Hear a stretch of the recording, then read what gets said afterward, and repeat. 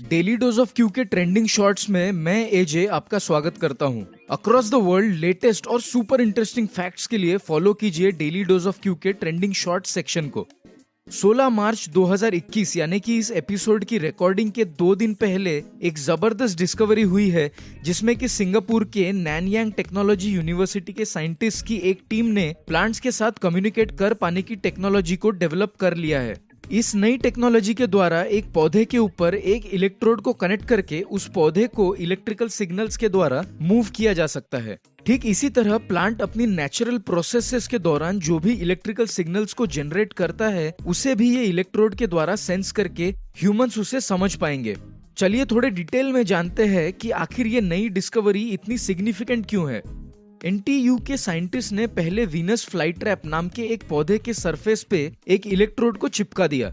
चिपकाने के लिए हाइड्रोजेल का इस्तेमाल किया गया, जो कि इलेक्ट्रिसिटी को कंडक्ट करने वाला एक एडिसिव है। इस इलेक्ट्रोड की मदद से रिसर्चर्स 2 चीजें कर पाए हैं। पहला, अपने वातावरण में हो रहे चेंजेस के मुताबिक कोई पौधा किस तरह रिस्पॉन्ड कर रहा है वो आइडेंटिफाई कर पाना, और दूसरा, अगर इलेक्ट्रिकल सिग्नल्स प्लांट को दिए जाए तो वो किस प्रकार से उस सिग्नल की वजह से रिएक्ट करता है, इसको जानना और इसकी स्टडी करना।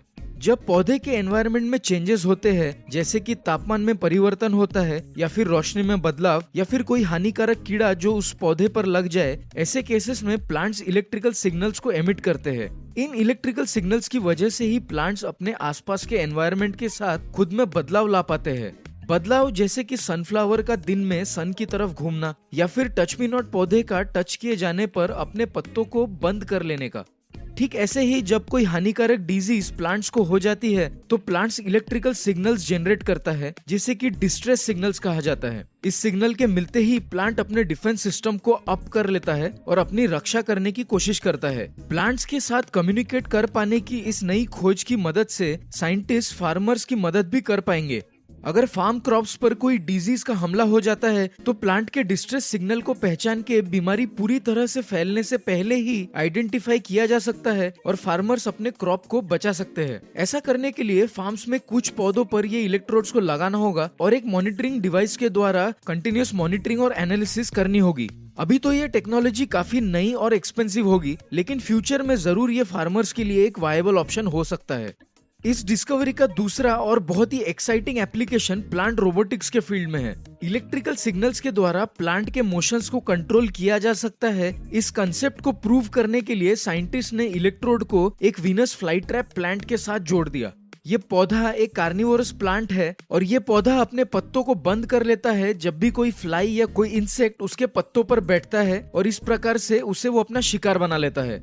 साइंटिस्ट ने इलेक्ट्रोड के माध्यम से एक इलेक्ट्रिकल सिग्नल देके प्लांट के पत्तों को बंद करवा कर ये प्रूव कर दिया है कि इलेक्ट्रिकल सिग्नल के माध्यम से इस प्लांट से काम करवाया जा सकता है। एनटीयू के साइंटिस्ट ने इस पौधे के साथ एक रोबोटिक आर्म को जोड़ के अपने स्मार्टफोन के द्वारा इस प्लांट को कंट्रोल करके एक पतले से वायर के टुकड़े को उठाकर अपने कंसेप्ट को प्रूव किया।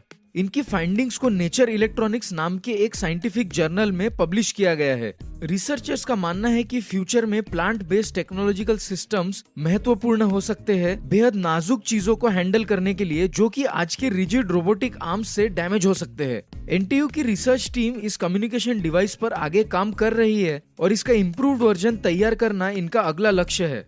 तो ऐसे ही ट्रेंडिंग और इंटरेस्टिंग अपडेट्स के लिए फॉलो करते रहिए डेली डोज ऑफ क्यू के ट्रेंडिंग शॉर्ट सेक्शन को।